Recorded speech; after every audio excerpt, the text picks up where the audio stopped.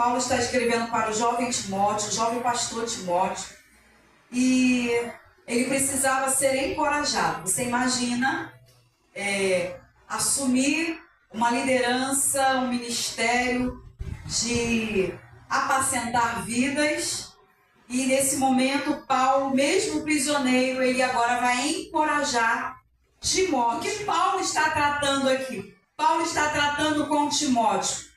Timóteo, seja corajoso. Amém. Não tem como... Ainda estou com aquela tosse alérgica, tá, amado? Não tem como você assumir o ministério pastoral sendo medroso. Meu Deus. Não tem como você assumir a liderança, apacentar vidas sendo medroso. Paulo está dizendo, seja corajoso. Da mesma forma que Paulo ele escreve a Timóteo, dizendo que você deve ser uma pessoa ousada, atrevida, entre aspas, corajosa.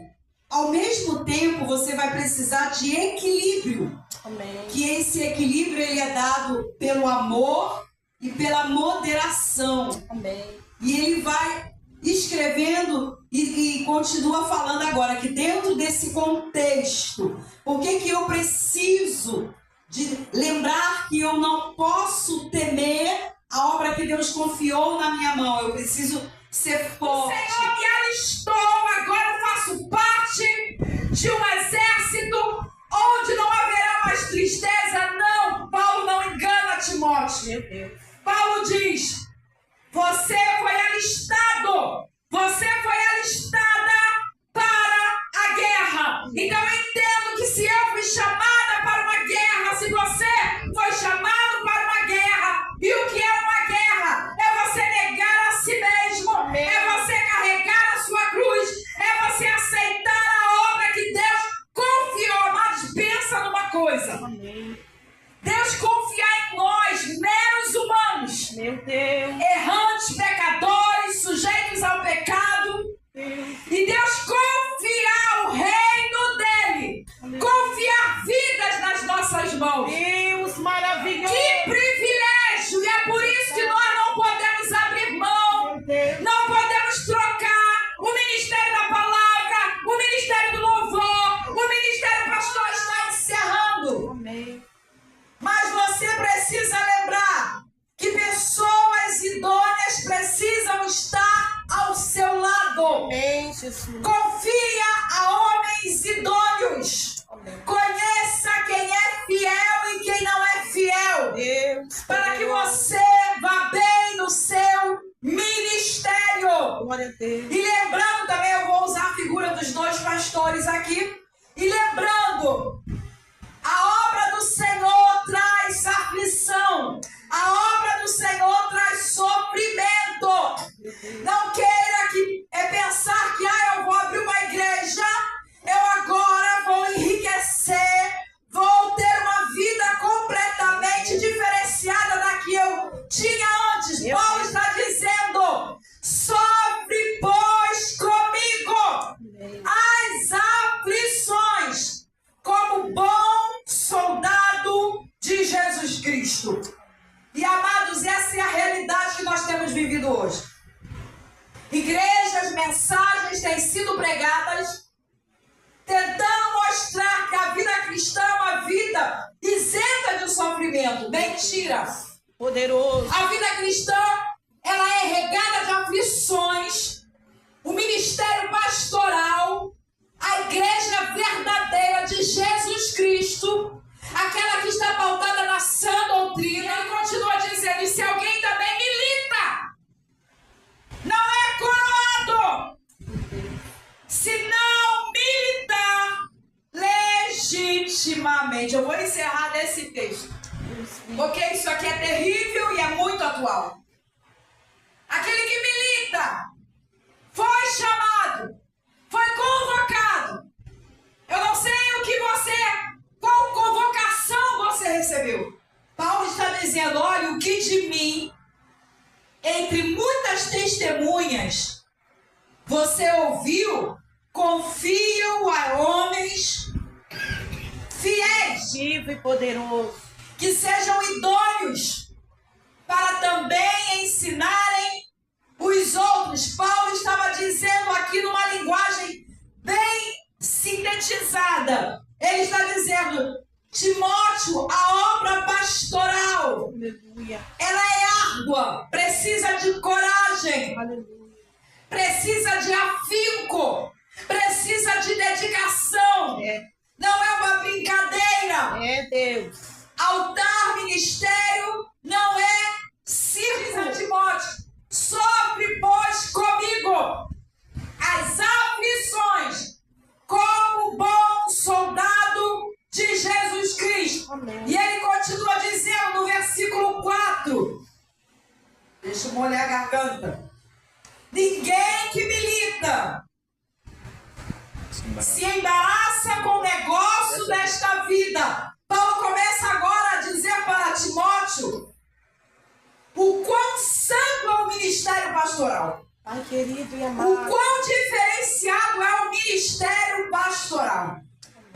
O quão diferente é, ou podemos também dizer, deveria ser. O ministério pastoral é o modelo para a igreja. O ministério pastoral é o modelo de vida no altar. Meu Deus. E é por isso que ele diz: ninguém que milita se embaraça com negócios desta vida, Deus poderoso. a fim de agradar aquele que o alistou para a guerra. Vamos servir a Cristo. Aleluia, Deus. Se nós aceitamos a militar, a boa milícia, a boa obra do Senhor, não podemos nos embaraçar com negócios desta vida. Aleluia. Por que que eu tenho que negar a mim mesmo? Por que que eu tenho que procurar zelar pela minha fé, pela minha vida cristã? Por que que eu não posso andar com quem Deus não quer que eu ande? Por que que eu não posso viver num lugar que Deus, eu sei que Deus não quer que eu ande neste lugar? Porque eu não posso me embaraçar com as coisas desta vida. Amém. Para agradar aquele que me alistou para a guerra. Então aqui eu entendo que Paulo está dizendo: a vida cristã é uma guerra. A vida cristã é uma guerra infinita. E quando estivermos neste corpo, nós teremos que guerrear contra a nossa própria natureza. Amém. Física, humana, carnal. Não somente a liderança, mas cada membro, cada um que aceitou, cada um que recebeu a chamada do Senhor. Não pregue aquilo que não é realidade. Não pregue aquilo que a Bíblia não diz que vai acontecer. Deus poderoso. E essa é uma realidade que precisa ser anunciada hoje em muitos púlpitos de muitas igrejas. Deus. Pastores, lideranças estão enganando o rebanho. Meu Deus. Pastores, lideranças que estão dizendo que alguém que fica enfermo é pecado. Meu Deus. Nós sabemos que no ministério de Jesus havia sim a doença como consequência de uma vida espiritual totalmente falida, mas também a doença que era natural do corpo pecaminoso do ser humano. Por que que eu estou falando isso? E por que Deus colocou essa mensagem no meu coração ao encerrar desse ano? Meu Deus. Deus, ele está nos lembrando, não somente a liderança dessa igreja, mas a cada um como membro de uma igreja, como participante de uma membresia de uma igreja, que nós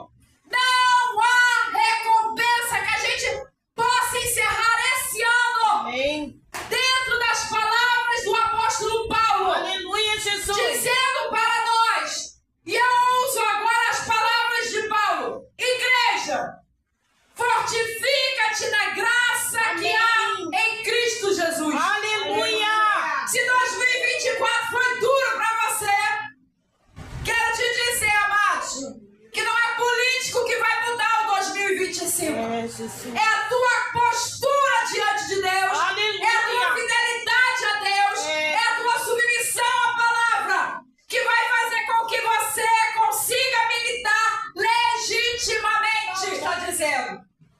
Militar com o Senhor tem que ser legítimo. Chega de máscara. Meu Deus.